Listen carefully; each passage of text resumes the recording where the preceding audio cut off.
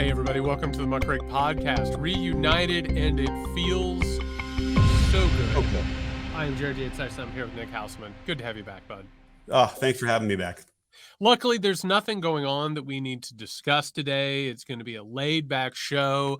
Later on, actual pal of the podcast, Jeff Sharlett, the author of the Undertow Scenes from a Slow Civil War, is going to come by. Me and him are going to talk about how great things are going in this country and how there's nothing to worry about.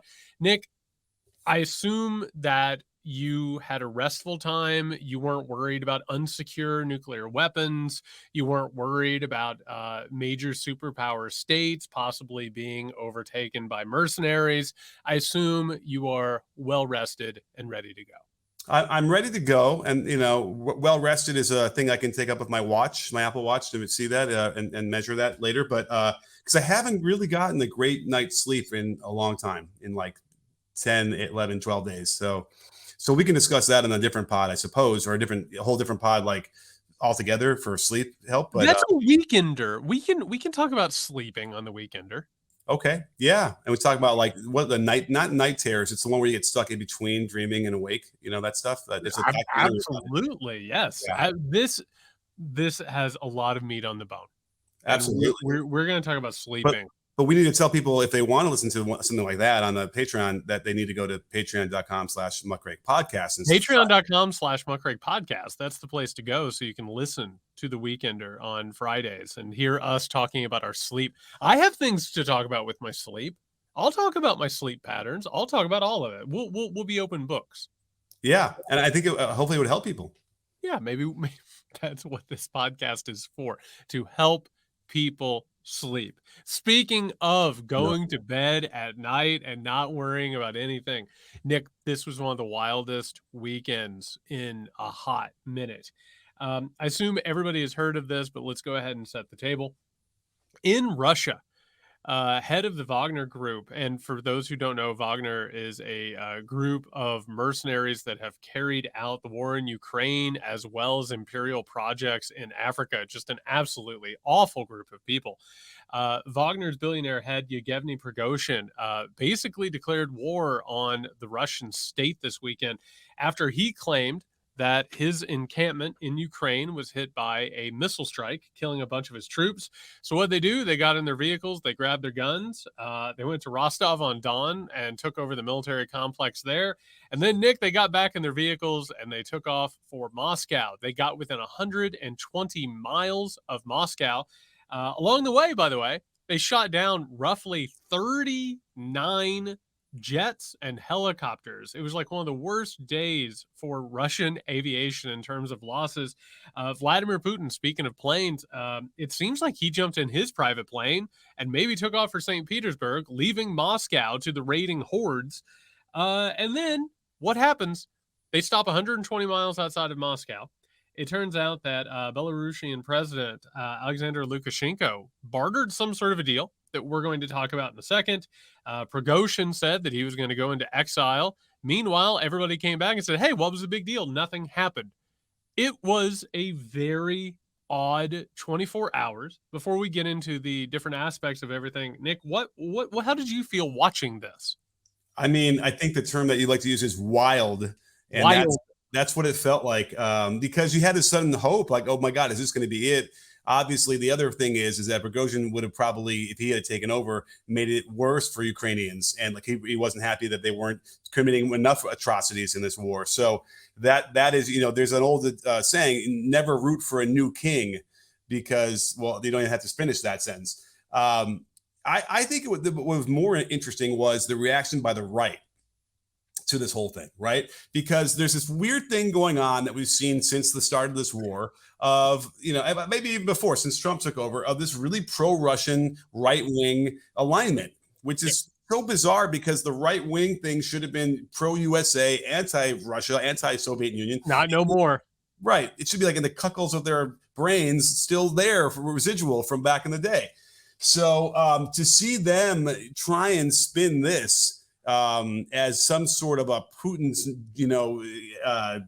what would we call this false flag operation that helps him get troops in somewhere and take over this and whatever. It was some serious mental gymnastics, but they do make a point about how this also could have been maybe something from the American side as well, or that could be part of this. I don't know exactly, but we need to explore this because there's going to be some answers, I suspect, when we're done with our conversation. Well, so let's go back in time a little bit. When this whole thing started and we started talking about the war in Ukraine, I said there were only a few options on the table, right? There was the possibility that Putin was going to roll Ukraine. Didn't happen. So that option got taken off the table. Another option was that this would be such a destabilizing effort that it would put his regime in trouble. Because for those who don't know, they think about Vladimir Putin being an all powerful, sort of dictator. Well, he is very powerful. But the way that he has worked is through a regime of terror with his oligarchs. There's a big group of people in Russia that are part of his criminal foundation. If he likes you, you're getting billions of dollars and you basically help, steal the spoils of the state and, you live a great life. If you cross him, don't stand near a window. Like whatever you do, don't stand near a window. That, by the way, will create a regime in which you have control, but those people, they're not loyal to you. Do you know what I mean? Like all of a sudden they start looking at you like you're Nero and they're like, we might need to take care of this guy at some point, which is one of the reasons why anytime you saw Vladimir Putin appearing in public with people, he was always at a really long table, right? Like a mile long table. The question in all of this was, as this thing ground on, was there eventually going to be a challenge with his power? Prigozhin himself is an extremely wealthy person. He's not one of these oligarchs, though, that is like the pillars of all of this. I almost guarantee that he had some backing here, or he had the ears of some of these oligarchs. I mean, you don't do this all willy-nilly. This has been in the works for a little while. The question is what happened when he turned around. I have some thoughts on that. It's a little unclear right now, but it really does reach a thing where you realize this Putinish regime it's on borrowed time right now, which is both hopeful, and I get why people were celebrating that this was going on, Vladimir Putin getting what comes to him. Prigozhin's not a good person, and the Wagner Group are not good people, right? Like we really don't know what would have happened if they would have seized the power of the state. The nuclear question was up in the air, and I mean, it caused me to lose a few hairs on my head, I'll tell you that. But this thing, it revealed that this thing is not only on borrowed time, but there were only a couple of destinations that any of this would lead to. And this story is not over by any stretch of the imagination. I mean, the Prigozhin story is fascinating to me because he was like a hot dog vendor on the street, and then next thing you know, he was a caterer. Yeah, and he makes a meal for Putin. He likes it, like you described, and then next thing you know, he is amongst the oligarch class, and it's still not clear. I haven't been able to connect all the dots in terms of how he became, Putin's chef to, the head of the Wagner Group. Shout out to Jared Yates Sexton for saying Wagner versus Wagner, which apparently is not the right way you'd say it if you're over there. Well, we'll accept either way, but Wagner, I'm going with that. Sure. It's very bizarre. In terms of, you're building a business, you're making meals for people. Next thing you know, I could build an army. I have the strength or the knowledge for that too. It is interesting because anybody who wants to pretend it was a false flag operation that was Putin designed is insane, because why would Putin ever embarrass himself like this, right? The only thing that comes out of this is that it's embarrassing for him. His pants got pulled down. Subterfuge or something, yeah? His pants got pulled down in front of the world. Yeah. So I think that's the thing. And I was worried as well, because suddenly I started to realize, the nuclear material isn't really secured. And if Putin is now in exile, all that kind of stuff, that would make me really nervous. That said, it made me really nervous in 1991 as well. And somehow nothing really came of that, I guess, right? As far as that, unless Iran has a nuclear, program because of the secrets they were able to get, who knows? But the point being that, it was really very strange for it to happen so quickly, to end so quickly, right? And then here we are, no harm, no foul. Let's go back to our regular scheduled fighting in Ukraine. Yeah, and by the way, any Saturday where I have to look up from what I'm doing and say, does anybody have eyes on Eric Prince? Does anybody know what Eric Prince is doing right now? Is he taking notes? Because this rise in mercenary culture, it's not a coincidence. And if you know anything about history, if you keep around mercenaries and you rely on them for your imperial projects, it doesn't end well. I'll just go ahead and say that, just so Americans will get the idea. In terms of this not working, I'm glad you brought up the fall of the Soviet Union. A lot of people don't remember exactly how the fall happened. There was an attempt by Soviet hardliners to carry out a coup and take over the state from Mikhail Gorbachev. Like Gorbachev was isolated, and basically they said, "Oh, he's very sick. We need to take over things and we'll go from there." There was a pushback against that thing, but one of the reasons why that attempted coup failed, Nick, it's something that you and I have touched on a few times. There's a difference between plotting a coup and carrying out a coup, because eventually when the fat is in the fire, you are the person who is trying to take over a state. And this goes with Prigozhin. He's a business person, he's a mercenary. When we talk about someone trying to take over a government, we think about them trying to have the power of the state, right? You want to determine the future of the state.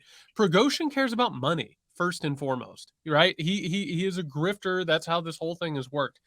I have a wild feeling that when push came to shove and he's 120 miles outside of Moscow, first of all, people who don't know this, Vladimir Putin very, very well may be the most wealthy person in the world, secretly, in terms of the money and the resources that he has pushed away.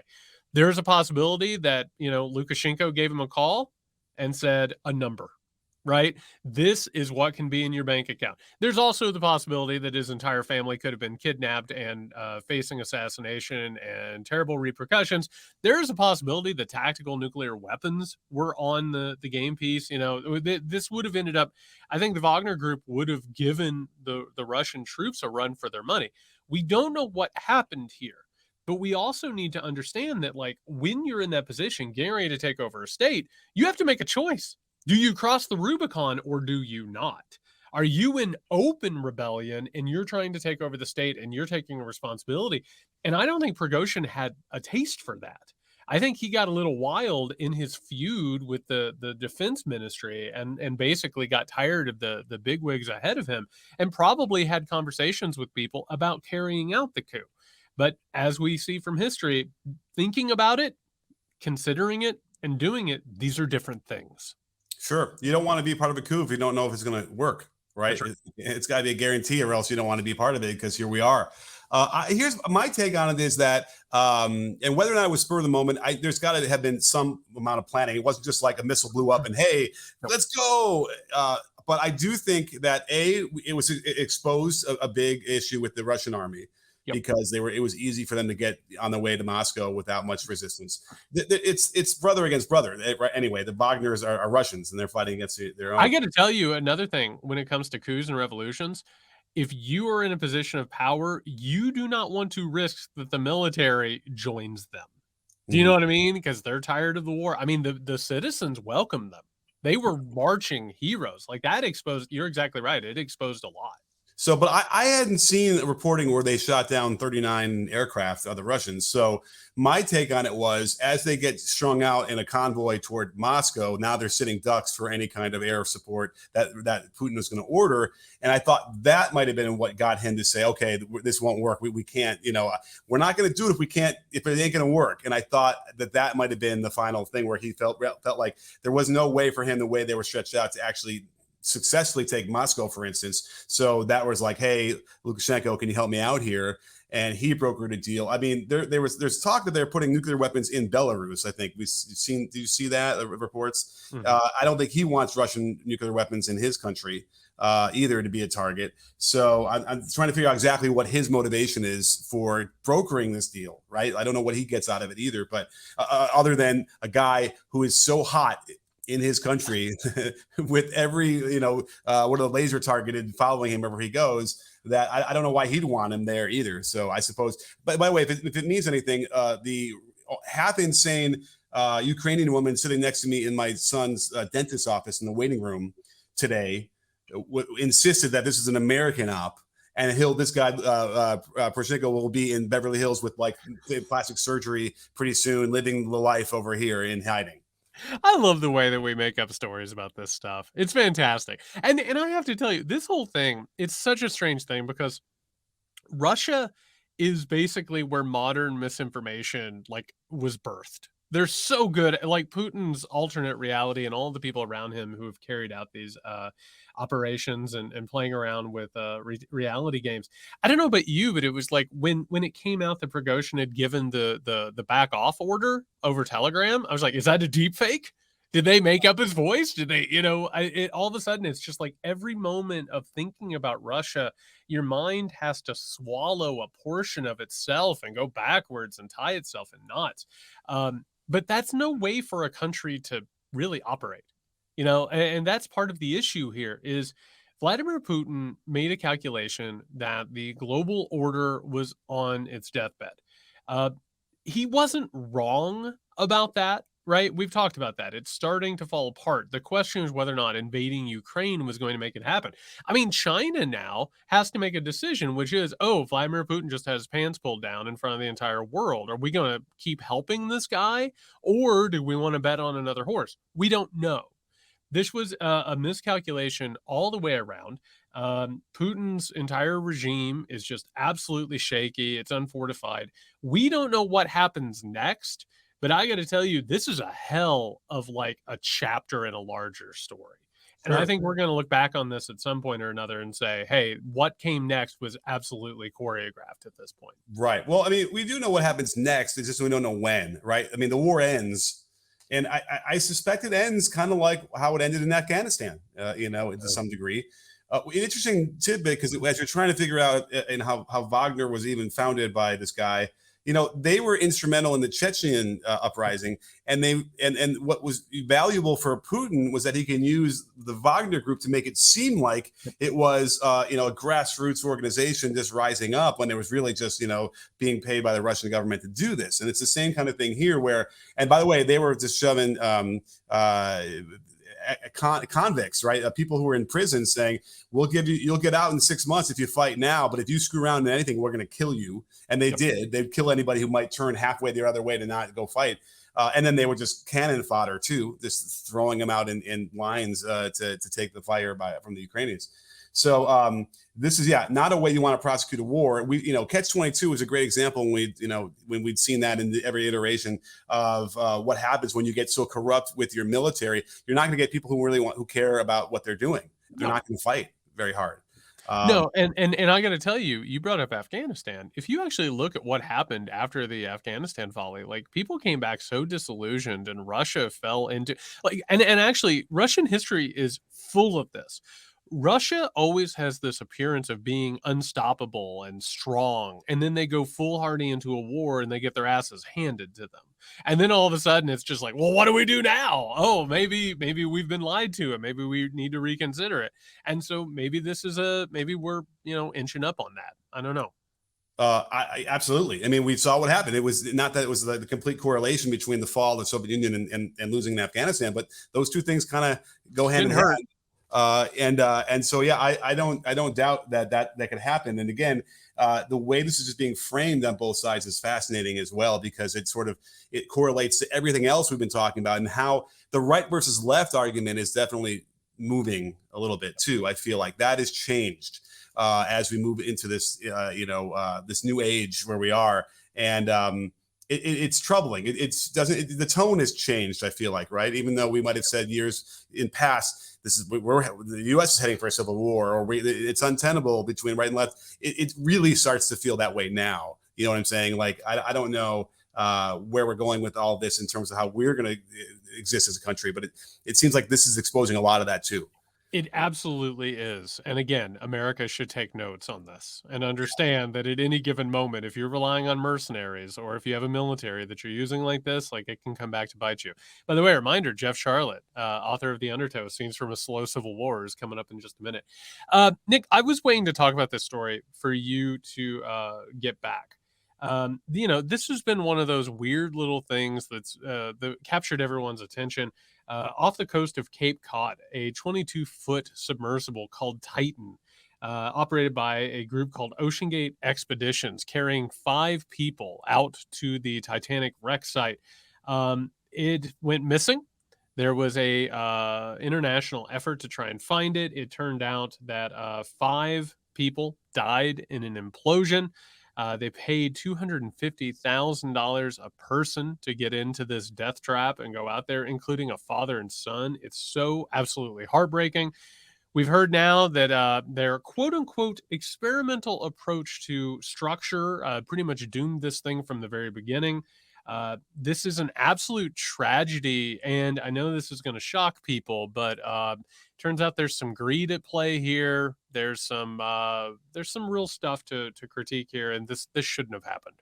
Oh, absolutely. And I don't know if this is the exact right time in this moment of talking about the fact how they responded to this on the right as well. But the parallel to how the right responded to what was going on with Ukraine over the weekend and what was going on with the submersible are very, very much the same. It was very bizarre to me to read about that and just take this all in, where you realize that later on we found out the Navy had heard the explosion, right? Supposedly. But again, they also heard banging they thought was the ship, and it wasn't that either. Yep.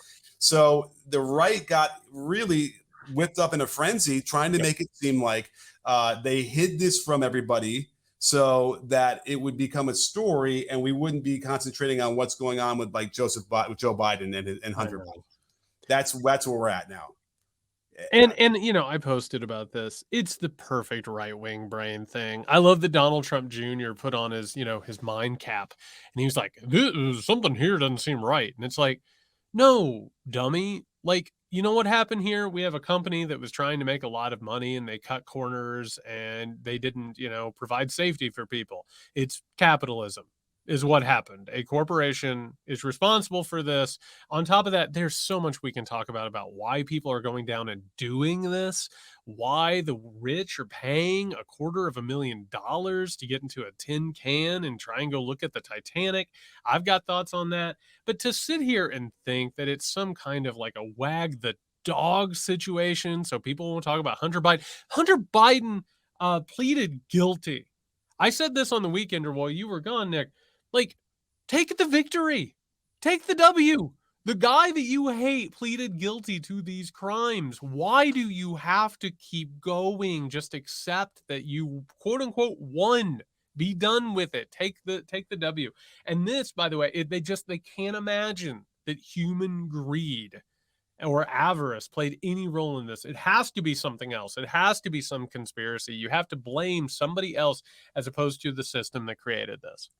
I mean, it's a two-tier justice system, because Biden. Now that said, Hunter paid the tax. Like, here's what normally happens: they catch you not paying taxes on income, and you pay it back. That's generally what happens. You don't go to prison for that for anybody. There isn't any two-tier system with this one.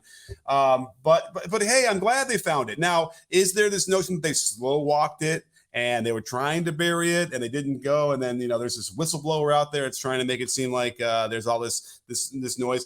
I don't know. And again, I said in the last one, if Joe Biden ends up being involved in all of this somehow, and by the way, if he was a private citizen helping his son do some deals, like that's not illegal. See Trump, Donald, like and his family. That the projection is very thick here. And again, we don't necessarily expect anybody to ever have any self-reflection and say, oh, well, I'm also mad at Trump's family for doing the same thing or worse while he was in the White House. But it just makes it really hard to take when you have these supposedly serious people in Congress just going on and on about this, and also just whipping people up with this notion of, yes, the Navy was in on it on the submersible thing to hide it so that this would obscure the Hunter Biden thing. It's like what stop the world. I would like to get off, please. It's so stupid. It's so stupid. And even the facts of the case are so stupid. It's like the Titanic's a big ship, Nick. It's just a big ship down in the ocean, and the porthole that they're looking at and taking pictures of themselves with the Titanic at, it's like the size of a cat food can. Like, what are we doing here? You know what I mean? It's just like this wealthy boomer fantasy where you have a ton of money. If you have $250,000 to go down in the water and look at the Titanic, people are hungry. You know, Yeah. there are people who don't have anywhere to sleep at night, and this is such a useless thing, and to lose your life like this sucks. Like, to lose, like, a father and a son, and just, like, to watch it go down so unnecessarily, and because these people, they weren't serious. You know, they didn't have an idea of really of what they were doing, and everybody said left and right that this thing was dangerous. I love, by the way, you want to talk about like through lines and stories that tell you everything you need to hear. A journalist at CBS had gone on a ride for this thing, and then like it got lost for 5 hours while he was on the ship, and they shut down the internet so nobody could tell anybody it was happening. Then he wrote a story and put out a video, and he never said anything about it. Like, it's just this whole system of greed. It just has this huge list of fatalities that should have never happened, that could have been avoided. And these idiots, you're exactly right, within the Republican Party, within Congress, these people who have nothing better to do and nothing better to say, they have to continue beating the same dead horse over and over. And these people, I'm sorry they died. Like, you're going to take their tragic deaths and this tragic situation, and now you're going to make it about this stuff over here. I agree. I can't with this shit sometimes. Well, what I didn't understand was the portal is so small. They could have just put a green screen or like a screen behind it and shaken a little bit, and no one would have known because the water's getting choppy, guys. yeah, it looks like when you're looking out there, it looks like the footage that you'd seen that Cameron got 10 years ago. So it was like that again. What makes it such an exciting adventure for anybody when you're in that? Like I was trying to think about it. Maybe if it was like a 10-foot window where you kind of feel like you're floating right through or whatever, that would be the feeling you would want from being down there, not this whole thing. For $250,000 a pop, I want to find the jewel that the old woman threw in the ocean at the end of the Titanic, and I want to wear it while I pilot that thing out of the water. You know what I mean? 250,000. There's a problem with wealth, and we're seeing it right now. Like, when you reach a certain point of wealth and you don't know what to do with it, you don't know how to enjoy it, you spend it on dumb shit. This just it reeks of that. You know what I mean? It's like going to a restaurant and paying $250,000 to have this delicacy that either will taste okay or it will kill you. And it's just like, well, I mean, what else am I doing with my money? Sure, I'll do it. That's fine. Let's try it out.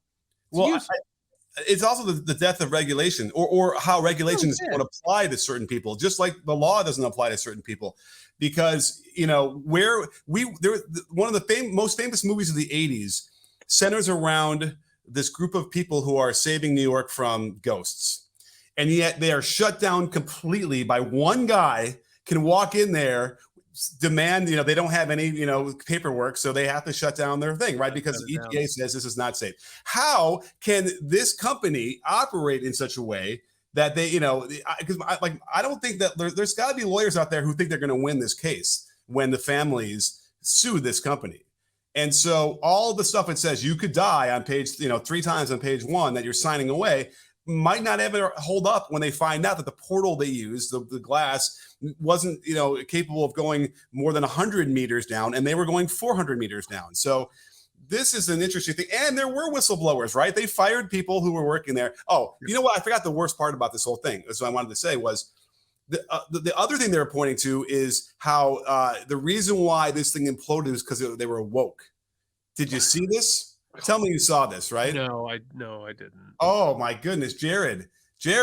There is a video or an interview with the company a year ago saying, well, we didn't want to hire a bunch of 50-year-old white guys, to do this. So that's why we had different, brain influences from we wanted other people, whatever. What they were really saying is we didn't want to pay to have people tell us that this was not safe. Right? The engineers the serious people were going to tell you can't go down on this thing. I don't care how many times it works for you in a row, it's going to fail. And that's what they were really saying. But these idiots are trying to make it seem like, because they want to be diverse in their hires. This is what they think that they're saying. And that's why it imploded. I literally, again, I don't want to be here. Sometimes things happen, and I think that we've reached like the pinnacle of stupidity, or rather the Marianas Trench of stupidity. Yeah, that's Um, deep. yeah, it's real deep. It's real deep. Man, that is stupid. By the way, real fast, speaking of stupid, Nick, a shuffle at Fox News, where they are trying different things. They're moving some stuff around. Laura Ingraham is going on earlier. We now have the ascendance of Jesse Waters, one of the dumbest people to ever appear on television. By the way, Jeff Sharlett brings this up and says he thinks he expects him to be even worse than Tucker for a variety of reasons. We then go ahead and have to deal with Hannity. But then, Nick, we have the resurgence of Greg Gutfeld, one of the least funny people who's ever been on television. This is your new Fox News lineup. I gotta tell you, it's a loser. That's all I gotta say. It's a loser. Yeah, I mean, well, one of the reasons why is Jesse doesn't really dip his toe in the white supremacy thing. And by the way, this will be an interesting thing, like why Tucker was so popular versus how it's cratered since he left. And I wanted to say I was way off on this.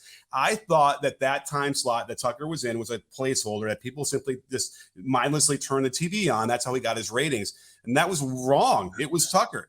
And so we're going to find out that what was the difference between Tucker and everybody else? It was the white supremacy stuff. The things that he would signal every day, every week, is what get people coming back. And Jesse Waters is less of that and more of this like weird sort of homeless people thing he's got against and people from other countries. That's his thing. And we'll find out if that's going to get some of the audience back, but I don't think so. But at the very least, it was a good test for Fox to find out that, yes, maybe they shouldn't have fired Tucker, even if he was talking about how white people fight or whatever that whole shit was. Apparently that was one of the reasons they fired him. But I don't think so. Did you think that Waters is going to resurrect that time slot and get the numbers that Tucker got? What I'm going to be interested in seeing from Jesse Waters is how he evolves. There's a thing that happens, and you've seen this in sports. You put people in a role and you see how they perform. You know what I mean? You're like, oh, okay, you don't want to be on the bench anymore. We're going to put you in the starting five and see if you live up to it. And sometimes people do. Sometimes they change and they move things around. Jesse Waters is not intelligent. His entire thing is based on like this sneering kind of like, the woke, am I right? Tucker's thing, he was a gleeful, cruel person who mainlined and streamlined conspiracy theories and white supremacist ideas. That's what he did. If they approach Jesse Waters to try and do that, he won't do it the same way that Tucker Carlson did, but I almost guarantee that whatever they want him to do, he'll do. Mm-hmm. You know what I mean? That will be the interesting thing. It won't happen probably in the first week of the show, but in the first month of the show, we'll have a pretty good idea of who Jesse Waters is moving forward. But also, Nick, I think we'll have a pretty good idea of what Fox News is going to be like going into the GOP primary for 2024. I think we're going to have a decent idea of what that coverage and what that messaging is going to be like. I don't know that Jesse Waters can be Tucker Carlson, but I think he can do a ton of damage. I agree. And any kind of bump that they might have seen recently as far as getting some of the ratings back, I don't know if it's going to be long serve them well. I don't know if Gutfeld will be able to do well. Here's the thing. Looking into this, the shift in their lineup, you find out some of the ratings, and Gutfeld was beating Colbert. He was beating Kimmel. This is not a funny man. I tried to watch and sort of get a handle. I'm going to do a deep dive for maybe before the next show. Maybe we'll get some clips to share because I think the audience, I clearly don't think anybody listens to this has probably even heard of Gutfeld, right? I think they've heard of Gutfeld. I don't know if they've watched him. I've watched my fair share. God, what was the show? The Five or whatever it was, or Gutfeld After Dark or whatever. Red Eye. That's what it was. Red Eye. I watched a tremendous amount of in a period of time where I hated myself. That is a tough hang. He is not funny.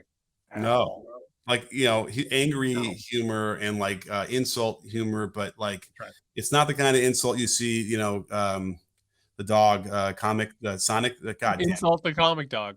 What's his name? Oh, is it Insult the comic dog? No, it's called anyway. Whatever. We'll get to it. Anyway, but nonetheless, that's funny, right? But Triumph. Yeah, the insult. Triumph, the insult Thank dog. you. All right. It's not that. This is angry and mean. It's This is bad. worse than like the fraternity brothers hanging out in a room. And the smell is already a problem, but then they just sit there and rip on everybody who walks in. It's worse than that, and it's horrible. But hey, he's getting a bump up, and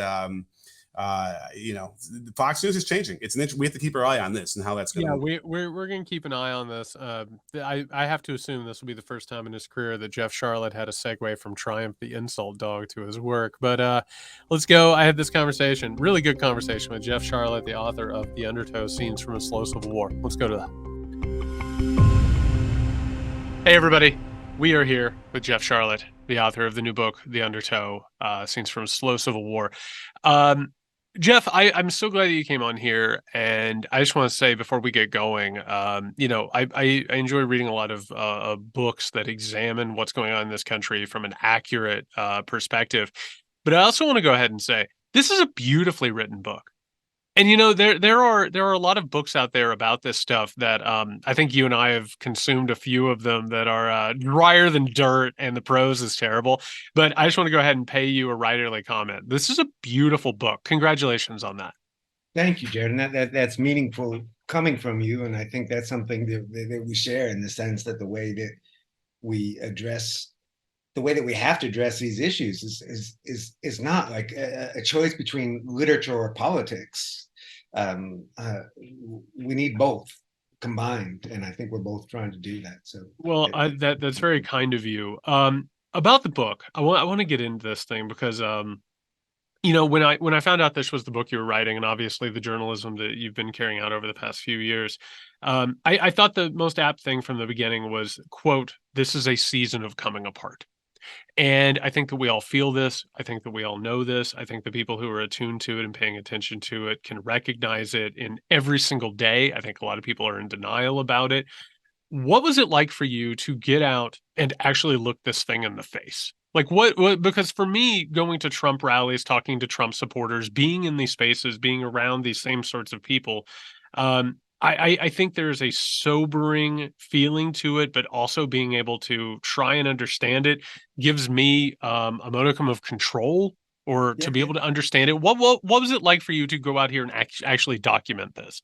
I think you and I also may be, just two of the very few weirdos who feel that way. But yeah, and it's something that's interesting, because people sort of say that must have been so horrible. And to be honest, this kind of reporting is a kind of consolation. It's to be able to take the measure, to not live in dread and anxiety. Well, you have all that, but you can see it. You can see the measure of it. You can see what it is and also what it is not. And I think for me, especially, there's a divide. So the first third of the book is before January 6th, sort of reporting that I've been doing over the years. And then January 6th, I really thought, like so many of us, was a pivot point. And after that, it became also a way of traveling. Once it was the first time the big essay, the book, The Undertow, traveling across the country, following the sort of the ghosts of January 6th as they shape the mythology of the far right. It was my first travel after the pandemic. And there's a way in which I think of this book also as a form of mourning. And I think that can be really gloomy sounding. Oh, it's all over. But mourning is what's missing, I think, from American political life, the acknowledgement of loss, that the loss is real. But when we mourn a loved one, for instance, it's also thinking through, how do we go on living, right?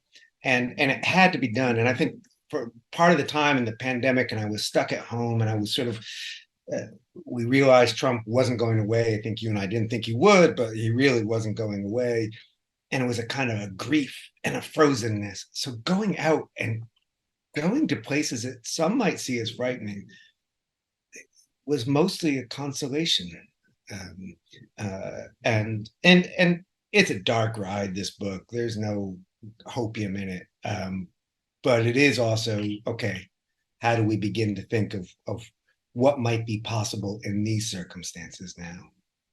Well, and I got to tell you, one of the reasons I've felt a kinship with you for a while now is I think we have a tendency to bum people out.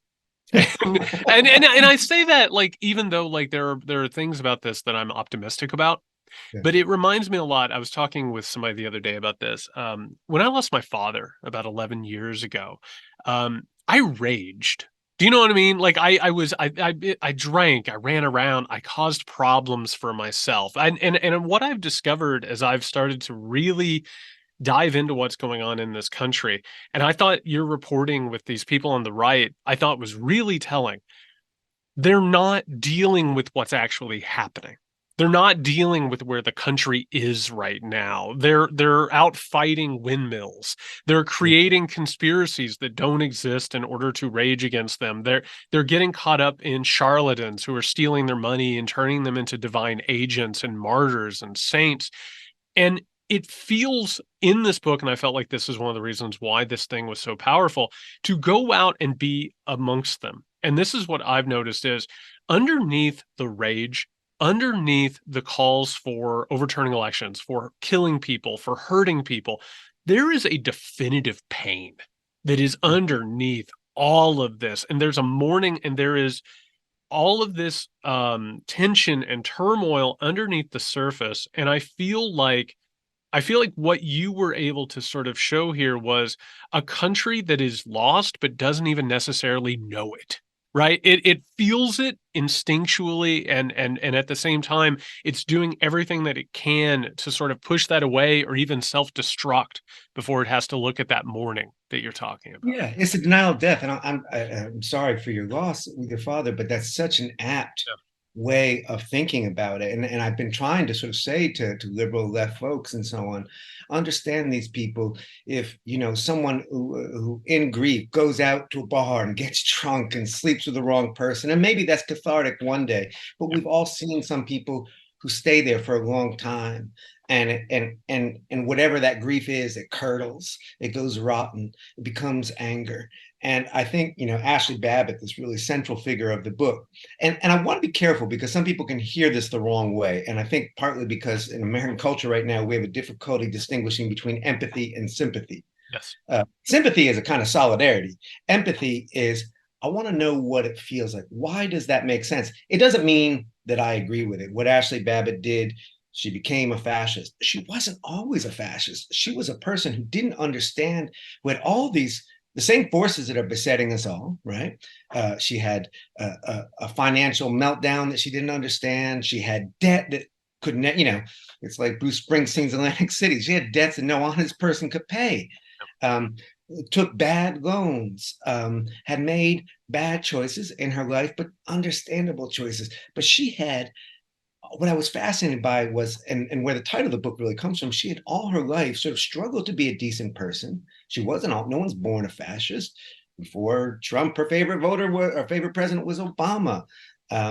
She tried to be decent. She was living there in Southern California, which is beset by houselessness, right? She was trying to respond to that with compassion.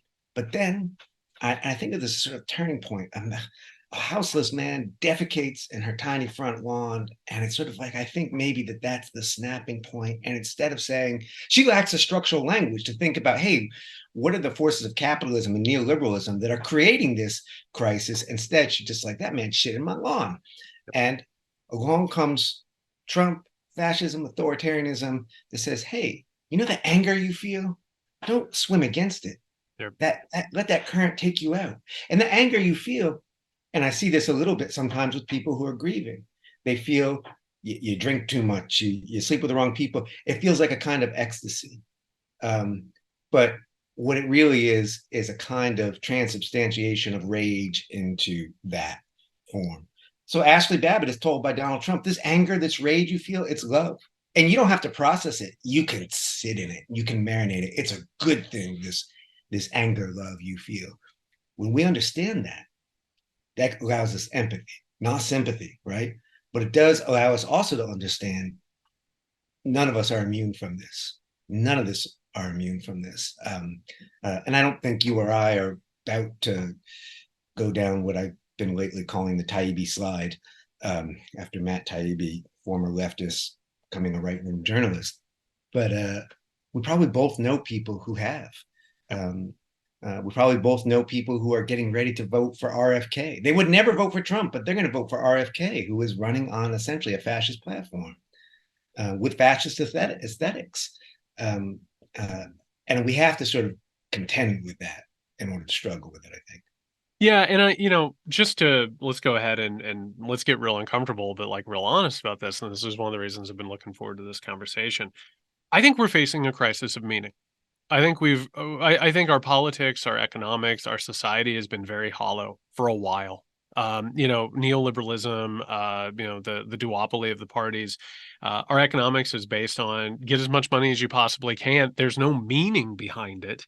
We even see that the people who succeed are lonely. They're miserable. We're even now dealing, and it's pathetic, but we're watching some of the most powerful and wealthy men in the world rage against the fact that they don't have purpose. And what ends up And talk happening? about having a cage match, Elon Musk and Mark Zuckerberg. Well, God forbid. I mean, I think we're roughly the same age as these guys. Can you imagine if, Jared, we have to fist fight to find meaning, we have to hurt to Yeah. find meaning, right? It's that I want to make myself bleed to remember that I can feel. And the thing This about is the adult man's version of the adolescent who cuts themselves, exactly. But they're adults. They should know better. They should know better. And I want to point out, and this is a hard thing to say when you're talking about Ashley Babbitt. Like, Ashley Babbitt lived a frustrated life in modern America. And listen, if we're going to be empathetic and we're going to talk about values, Ashley Babbitt became a martyr. Ashley Babbitt ended her life becoming a literal religious martyr to, I want to say thousands, tens of thousands, if not hundreds of thousands of people. Literally. I would say more. Yeah. Feel as if she has become a martyr in a religious cause. And that in and of itself, that's what forwards fascism. People don't understand that. They think that fascist is about getting dressed up in cool uniforms and listening to speeches, but it's literally new religion. It's taking old, decrepit, sort of used up ideologies and systems and then saying, no, there's something more than that. Join this thing and become more than that. And like, we're all capable of being caught up in that. And it doesn't have to, like you said, it doesn't have to be, storming a Capitol. It can be voting for somebody who isn't going to be a Democrat or a Republican. It's whatever it is. Everyone's looking for alternatives. And when there aren't good alternatives, some people, it doesn't mean, of course, that they were right in doing what they did, but they end up finding something to give them meaning. And that's exactly what happened here with Babbitt and so many of these people. Well, I think of I don't name it quite such in the book, but I think of it as, and I borrow this term from a colleague of mine, a filmmaker named Jeffrey Roth. He calls it the Trumpocene, the age of Trump. Whether Trump is here or not, our politics, our culture exists in this vernacular. And I think of it as having sort of three theological movements that I'm trying to track in the book. The first is the prosperity gospel, how it came to power. We're going to win so much, you're going to get tired of winning. QAnon comes, conspiracies, the dead of the pandemic, it becomes darker. And I describe that as a kind of bastardized, Americanized Gnostic gospel, a religion of secrets and a deep state and so on. But with Ashley Babbitt on January 6, 2021, and I imagine your listeners probably remember who she is, but this 35-year-old white woman, 14-year Air Force veteran, leads a charge, climbs up to a broken window, and we see the hands of a Capitol Police officer shooting her. And they're the hands of a Black man. And watching that on that day, I knew, of course, that is the lynching story. Yep. Innocent white womanhood combined with Air Force veteran. It's almost like she occupies a double gender role. Like they immediately start saying she's just a little girl. She's a 35-year-old woman. And she's a veteran, stabbed in the back by law enforcement, which is a real old fascist myth, by a Black man. That's the lynching story. And this is what I had seen at Trump rallies, and I think you saw this too, was that Trump was trying to create martyrs. He would talk about those killed by undocumented people, but none of them had quite the singularity that Ashley Babbitt offered. It wasn't that she has become the central figure of the movement, but she ushers in this age of martyrdom that now becomes the frame with which you understand your engagement. So you don't even have to die anymore. She's the blood witness, as the Germans would put it. But the January 6th prisoners are martyrs. Your friends maybe don't like you anymore because of your Trump hat. You've suffered for your faith. And Trump, of course, himself is I think about, you probably get all the Trump emails too, and it's always fascinating. Before he knows some big criminal thing is going to happen, you get these emails that say, "Friends, this may be the last time I speak to you." Um, he has become their martyr, and I know there's people out there saying they're not martyrs, which is a misunderstanding of what martyrdom means. A martyr isn't good. That's right. It's A value martyr is neutral. one. Yeah, a martyr is, and you don't get to choose the martyrs of other movements, right? I mean, it's not up to us. A martyr is one who dies as a witness for their cause. Ashley Babbitt did. Her cause was false. She brought her death on herself, but she becomes a martyr, and that is incredibly dangerous. That is, to me, I think this sort of ends the debate about whether we can call this fascism or not. That tips us over fully into a fascist phase of this authoritarianism. I'm not sure though. Are you comfortable with the F word? Well, that's one of those things. I actually think, and you and I, we've both spent our time in the academy, and man, do we love arguing semantics. You know what I mean? And that is because that's the thing. Listen, I respect Danny Bessner a lot. For anyone who doesn't know, Danny Bessner is a brilliant leftist who has weighed in on this over and over. And Danny and I went a couple of rounds on this where he said, no, fascism is a very specific thing that happened in post World War I Western Europe, right? That we can't go ahead and call it that. I have to tell you, I think it's just a symptom of a human disease. I in the work I did on my last book, it's just a cycle that keeps happening. And if that word goes ahead and expresses it, because it's true, it's a group of people who reject liberalism, say that democracy is dangerous, and they try and create what we're watching now, which I got to tell you, I think your book is a masterpiece of. We are watching the revival of a fascist religion. That's what's happening. I would say even more than a revival. It's Yeah, not, well, I guess every revival is a new right. iteration. And I think about in Midnight Kingdom, and you sort of describe the sort of the role of mass media and as I recall in sort of German fascism. And I think where Bessner gets it wrong, and I just read actually his it wasn't quite a debate, but it was a two sides with Ruth Ben-Ghiat, and I thought she really had the better part of it. Uh, uh, there's a weird kind of anachronistic thing of saying, no, fascism is this in this period of time. Well, first of all, that's a real Europeanist perspective, because Indonesia entered an age of really straight up fascism from which it hasn't fully emerged. With the coup of Suharto and so on, there was fascisms going on around the world. There were African strongmen. There was South American strongmen who are modeling themselves on that, and not only modeling themselves, improving it. And the way that I think some of these people argue about it, what they need to do, well, nobody needs to do this, but they spend more time. I don't write about this as much in the book, but I think mass shooters are, when we think of the slow civil war, which is I think I shooters completely are agree. part of it. Yes. And you probably, read some of their manifestos. You look at each manifesto, it copies some from the last manifesto. I remember reading Anders Breivik's The Oslo Shooter, and just realizing, in fact, I teach at Dartmouth College. The beginning of it is plagiarized from a Dartmouth right-winger who was in the Reagan administration. They copy. They oftentimes do cite. They do their citations, and they say, now I'm doing this.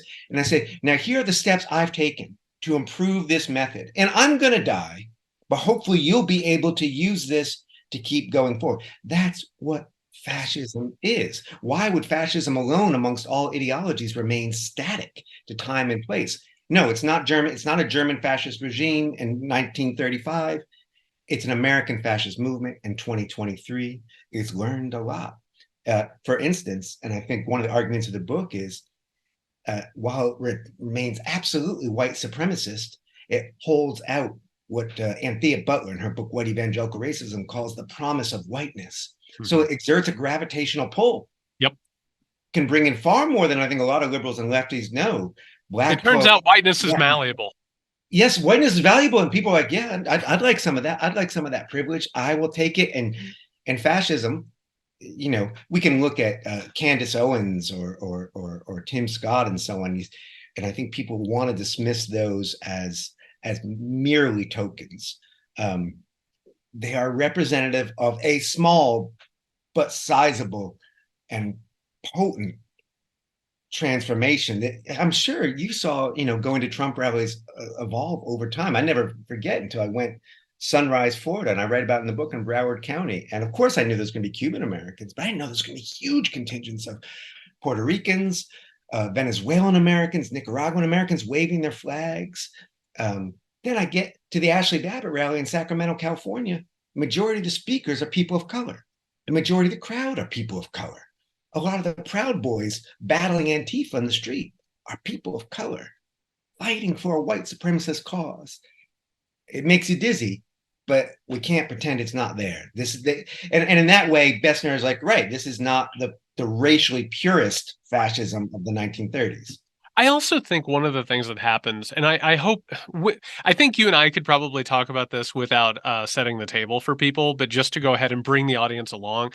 I think part of the problem that's taking place right now is how much of this conversation, whether it's fascism or what's actually happening in this country, is based in sort of these tribal battles between the so-called left and liberals and all of that. So like, I again, Bessner, the online left, all of that, they sneer at all of this, whether it's what liberals are doing or conservatives are doing. They think that it's all hollow, right? That it's all performative, that none of this actually means anything. And actually, in our politics, there is a lot of performativeness, right? There's a lot of people who say that they have principles, but that they don't.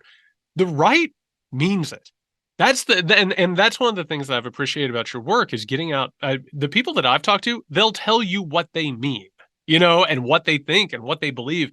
And I actually think one of the reasons why right now is so dangerous is they are looking for something that means something. They are looking for something to believe in. And this ticks off all of the boxes. Fragile masculinity. It tells really, really lonely, powerless feeling men, terrified men, that you can be strong and do this thing. They're looking for people who need nationalism as part of their identity. They're looking for people, Christian nationalism, in order to fill in all those holes and give them, the story to operate by. Well, they don't need Christian nationalism. They need something. Yes. And there it is. And I'll say in a previous book of mine, 2011, and I saw this and I didn't quite, I wish I had understood it then. I was writing about a movement called Battle Cry, Ron Luce. And they used to have these huge, 50,000 kid 3-day Christian rock festivals with really militant stuff. And I know you're from that Christian right background. I spent a lot of time in it, but this was more militant than that. And I would go to these events and I'm like, wow, this really does have a Nuremberg aesthetic, but also the rhetoric. They would bring out a cowhide and they would brand it. And then they'd be showing on the screen, Coca-Cola Oakley. Do you want to be branded by a corporation? And I'm like, this could be ad busters. This could be the left. But the left isn't there. So in comes this space. They're filling the vacuum. They were doing the martyrdom back then too. They were talking about Columbine and the myth of a young woman named Cassie Bernal, who, when the mass shooters at Columbine allegedly said to her, and it's been proven this didn't happen, but this is what's believed, do you believe in God? And she said yes, and they killed her. In fact, they were killing everybody regardless, and they didn't ask her. But you had 50,000 kids in the stadium with fists in the air. She said yes, and saying to hell with corporations. And I'm like, this is a loss of energy. These kids want something. So yeah, they mean it. But to that idea of the performative, like one of the things I think of is like just theater. People like to say it's just theater. I'm always puzzled by that because what do you, especially us literary types, what do you mean just theater? Hitler, there's a lot of theater there. It did a lot of damage. That's why it worked. Yes, yeah. Theater is powerful. Theater is powerful. Performance is powerful. And a little bit of that kind of sneering left. And I'm an all hands on deck person. Like if you want to be, and I'm not going to name magazines, but if you want to be in your little corner of magazines talking about how dumb everybody else is and how yours is the only, that's fine as long as you're still fighting fascism. I'm not going to do it. I'll work with the never Trumpers. I'll work with everybody. I did an event the other day, real literary, I'm not going to name them, but a big, a sophisticate, a New Yorker, and comes sort of at me, sort of saying, we've got to stop talking about cultural issues, trans. And I said, look, every trans kid in America is on the front line right now. I wrote this book in part for my child who was trans, and so I've got to go get back in this fray and figure this out. Every trans kid has a gun pointed at them, and it was so. This person wasn't anti-trans. In fact, they were like, "We have to focus on capitalism." I'm like, "Yeah, right. Smash capitalism. First things first. When a gun is pointed at you, you don't say, "No, well, I'd like to talk to you about Marx." We've got to move those guns aside, and the guns are pointed. And I think some folks in the safety of the bubble don't realize that there are more guns. I saw more guns reporting this book than I've seen in 20 years. I'm not afraid of guns. I'm a gun owner, but I'm afraid of guns when they're being used like this. This is Well, really. and by the way, on that note, I think that's also part of what's happened is this country has been so successfully balkanized. And you know, anytime people want to talk to me about red states, I blanch. I say there are no red states. You cannot just go ahead and chalk the country up on electoral college maps. That doesn't work. And on top of that, doing that actually makes this situation much, much worse. And it feels Well, like that there, came to us from, I think it was David Brooks that originally coined red states and blue states, wasn't it? yeah. So put that, in the long list of great David Brooks ideas. I know we have a lot to thank Brooksy about, but it is one of those things where I think there is such a divide between the enclaves of sort of liberal bastions, the cities and the rural areas. But if you get out, like if you get out into the rest of the country, if you manage to do it, and this is where I spend most of my time, and I know that you go out in order to find these things, you start to understand that like it is not as cut and dry as everyone believes it is. It's not just red state and blue state, but there are things that are happening that are they're metastasizing and it's happening very quickly. And that they mean it. They really truly mean it in how they feel and how they're going through this. And they are being scooped up by people who get it. They know how to go ahead and activate this stuff. They know how to use it. We've already seen basically every right-wing billionaire create these little red state fiefdoms to go after gay and trans kids, as well as voting rights and education systems. And meanwhile, they've been virtually untouched. Like everything is sort of sprouting all at once. And to go ahead and sneer at it or to pretend like this isn't happening at all, I think maybe it helps people sleep at night, but I don't think it does anything towards this. I think it only makes this exceptionally worse. I think it's an absence of solidarity, Yeah. and in New York City, there are more Trump supporters than there are people in Vermont. In California, I believe there are more Trump supporters than there are people in New England outside of Massachusetts. I'm in Vermont, and I read a lot about flags in this book. I learned the new word vexillology, the study of flags, because there are, literally, hundreds, but definitely over 100 variations of flags. There is a burst of creativity, and that's one of the things I want to explore. Fascism, it's a grotesque imagination, but it is not unimaginative, and it is an aesthetic. Right. It's worth remembering, of course, as you know, that a lot of it grew out of an avant-garde artistic movement in the 1920s, and the Italian futurists. And I see all these flags. I can see them around here, not just the Confederate flag and the Gadsden flag, the Don't Tread on Me flag, the coiled snake, all their older revolutionary flags, reborn 1776 flags meant to No speak quarter given. theological means, and then this very scary flag, the all-black flag. It's an American flag, but it's just black, not the Blue Lives Matter flag, black. And I know you're talking, you know what I'm talking about, but this all-black American flag. The first time I saw it was not in a red state; it was in Palmyra, New York, and I stopped to meet the nice young sort of hippie couple that was flying it. They described themselves as Hindus. They were white. I think they might have meant that in an Aryan sense. But the flag meant to them, coming civil war, take no prisoners, kill them all. It's an exterminationist flag. And that doesn't mean that they're actually going to do it. So we can reassure ourselves, well, they haven't killed anybody yet, so I guess it's okay. I guess I am of the feeling that if someone feels comfortable hanging a flag that says, when the coming conflict comes, I'm going to kill you, my neighbor, and you, and you, and you, that's a problem. That's a slow civil war that terrorizes our kids. I know it scares my kids. That's here in Vermont. That's not in Missouri. That's here. And I think if you take that with the fact that what the bubble folks aren't getting is those things are coming for, the school stuff is happening in Bucks County, Pennsylvania, Sarasota County, Florida. These are very affluent, very educated counties. These are the places where these fights are happening. There's a lawsuit against my school district here in Vermont, New Hampshire, where two-state thing. This is a very blue, very educated area, and they're threatening our schools.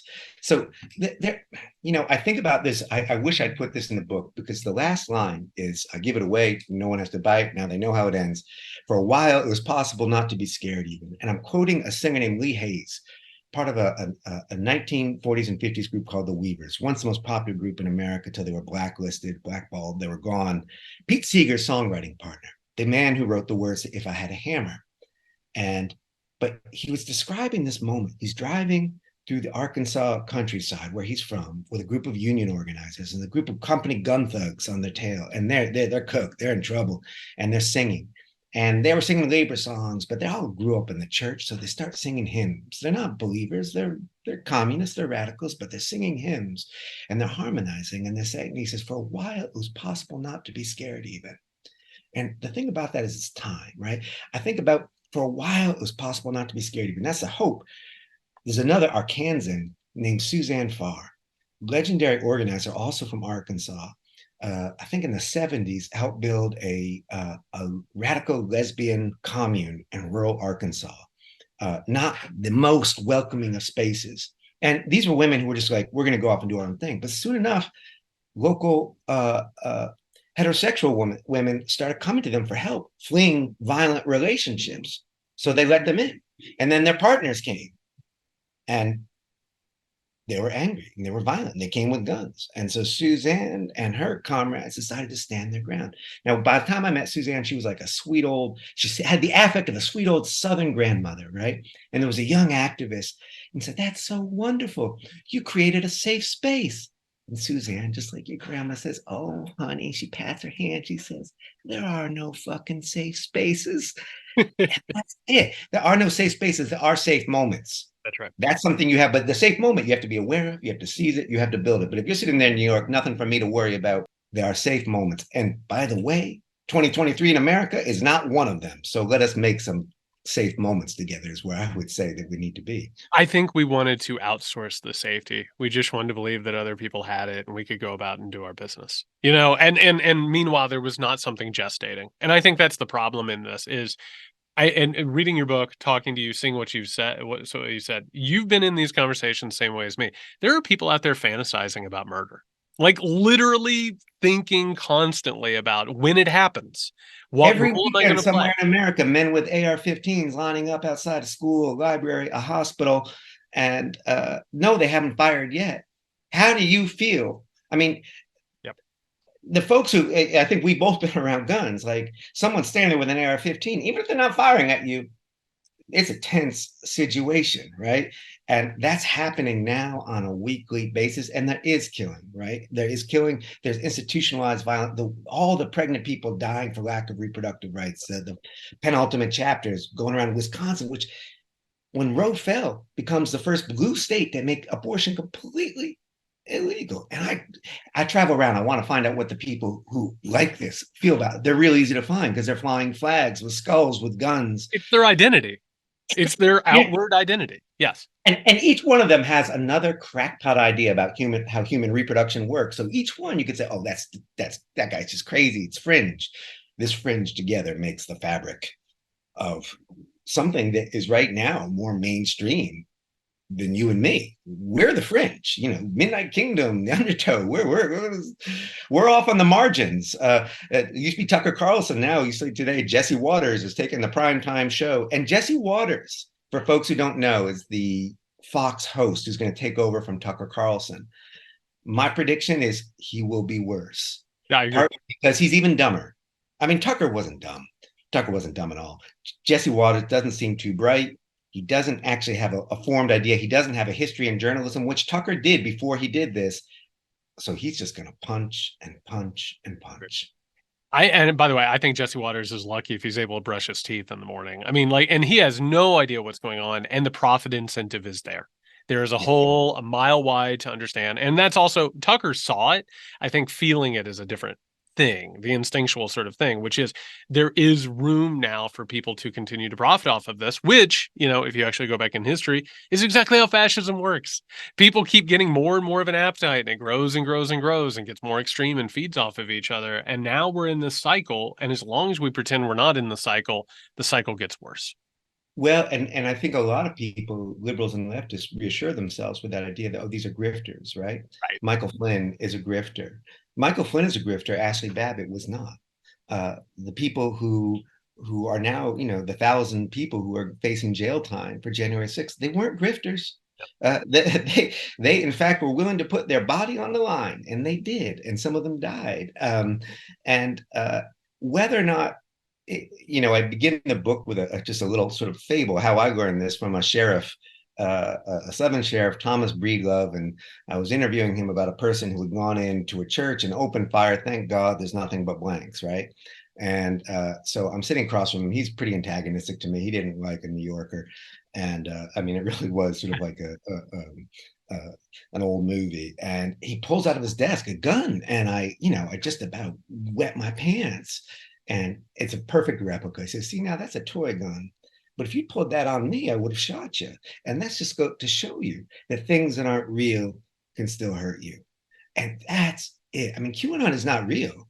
But think of all the deaths and broken families that have already occurred because of that. The Trump's wall isn't real. We reassure ourselves. But think of the human misery that has resulted from it.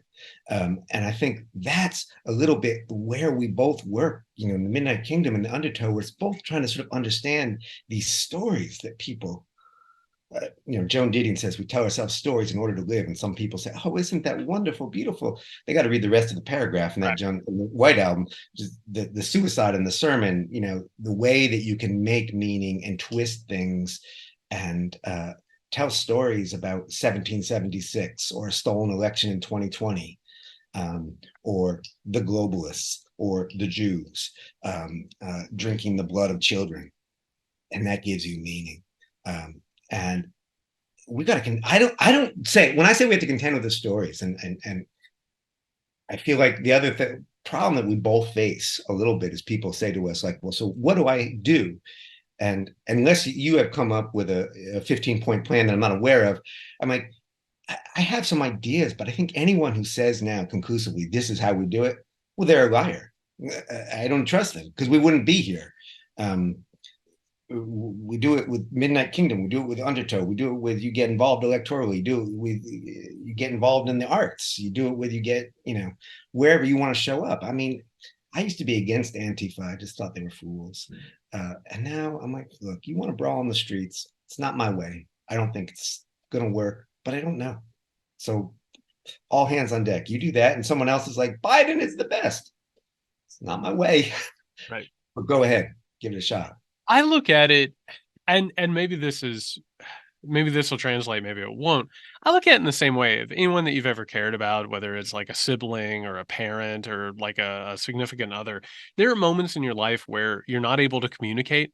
You get into a cycle, and it cycles and gets worse and worse and worse. And you throw up in your hands and you say, this will never get better. This could never possibly get better. We're going to be stuck in this forever. And then eventually you can imagine something different. And that imagining of something different frees up attention and maybe moves you out of a cycle. I feel like right now, our current political moment, it feels like it could never possibly get better. Nothing could possibly happen to get us out of this thing. And one of the problems is neoliberalism convinces us to not imagine anything outside of it. Like it could never possibly end. And meanwhile, it's ending. Like it's reaching this like grinding era. And it feels like authoritarianism is absolutely, and fascism is absolutely faded at this point. But I think it does have to start with going back to what we were talking about. I think you have to work on yourself, and you have to start finding meaning in other things. Like I think that's the only way forward. And that's the way like revolutions start, and that's the way changes happen. But like saying that, it does sound a little woo. You know, it does sound a little spiritual, but I don't think that that's the worst thing in the world. I don't either. Look, I just spoke at a Unitarian church yesterday. There's nothing more woo than a Unitarian church, and I love them. And they're like, oh, but what can we do? And I think one of the things that the left and liberals have been really bad at is recognize what they're already doing. Yeah. This was a Unitarian church, and it was a book festival. And I'm like, a book festival in an age of book bans. You're doing it because I've been out with those people. They think the Unitarian church is abomination. They think a book festival where I can get queer books and radical books and so on is a threat. You are doing it. So own that. Start there. Give yourself a little credit and give yourself a little. I mean, I start the book, I ended with Lee Hayes and I started, it begins and ends with songs. It was originally going to be a songbook, actually. It was just going to be all these old songs that were actually smoothed over. If I had a hammer, like I sang in elementary school, and I begin with Deo, the Banana Boat song, daylight come and we want to come home. And they were actually radical freedom songs, and I didn't know that, and I wanted a secret history of songs. So I begin with Harry Belafonte, who I got to spend time with, just died at 96. Also, because it was just, I knew it was going to be a dark ride, and I could not start with. Where you start. But I mean, Harry's story is not easy, and he was angry every one of his days, 96 years, and joyous, but the struggle is long. This is where, like, when we talk about the crisis of meaning, and maybe I'm being too academic, and because look, crisis is the language we use, but as writers, sometimes we can ask people, say, but what if we just tweak that a little bit and thought, instead of crisis, which is, I feel like has an arc, a beginning, and it's going to be a good end or a bad end. What if we think of it as our condition? We don't have a climate crisis because we're not getting the glaciers back. We have a condition. How do we live with it? We don't have a crisis of democracy. Either we're going to lose it or we're going to save it, because you have to make it fresh every day. And I think so. If we think of it as our condition, it allows us to recognize the loss and the long struggle. This is why I start with Harry Belafonte. This guy's in the struggle for 96 years. And he dies, he dies lamenting the Hollywoodization of the civil rights movement. There's no crisis there. He doesn't say that's over. He says onward. You get up and you keep struggling. I think we hear in Trump right now and his imitators, this language of the final battle, this apocalyptic language, which you speak to in your book. They want us to think this is it. Right. Trump's most recent claim is he's now saying, if I'm not back in power, the world will literally be destroyed by nuclear, and I am the only one who can stop it. Well, it seems absurd, but if you accept that, what are you willing to do for it? Exactly. Quite a bit. What if you say, you know what?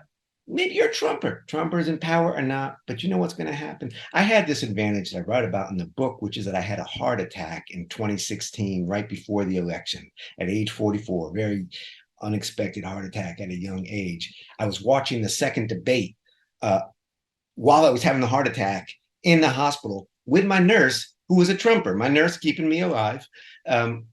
The one where Trump hovered around Hillary like a toxic orange cloud. So I actually knew my blood pressure was going up, but I got through it. I survived. And then a few days later, Trump's elected, and I'm still like, oh my God, well, fascism is coming to America, and lucky me, I am alive to see it.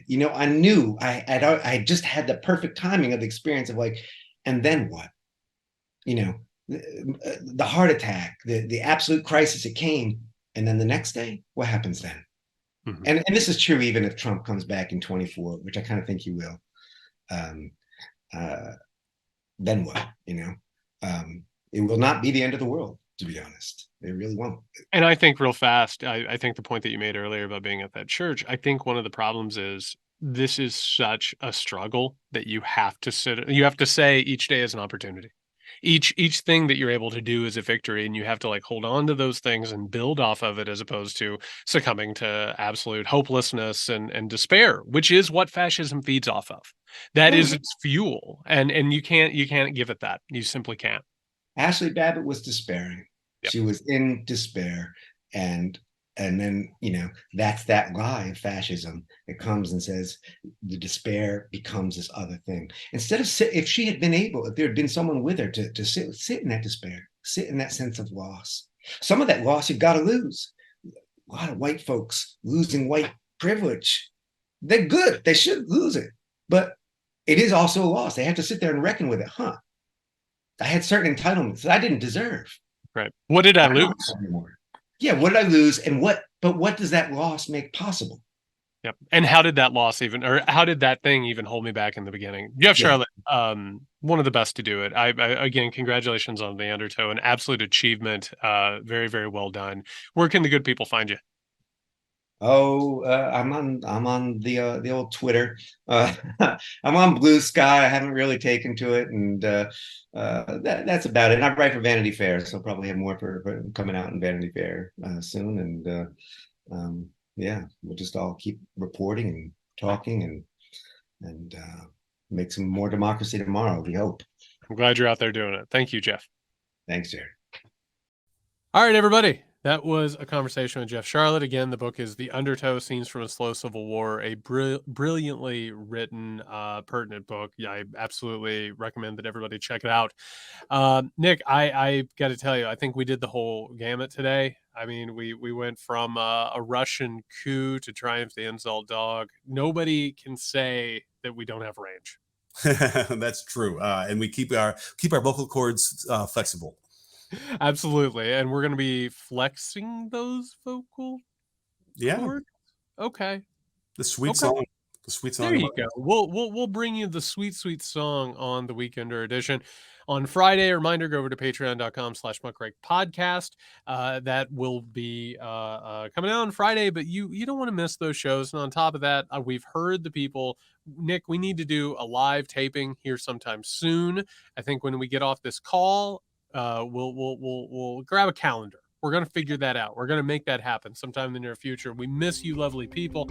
In the meantime, you can find Nick at Can You Hear Me SMH. You can find me, JY Sexton. Hey, stay safe, everyone.